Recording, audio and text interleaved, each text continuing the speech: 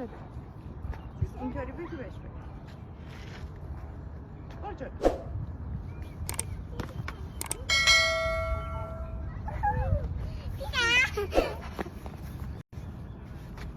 خوبه.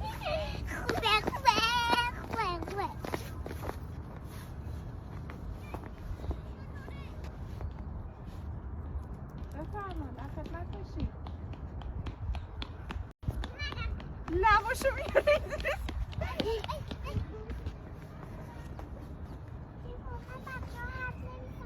خب تو باشه حرف بزن.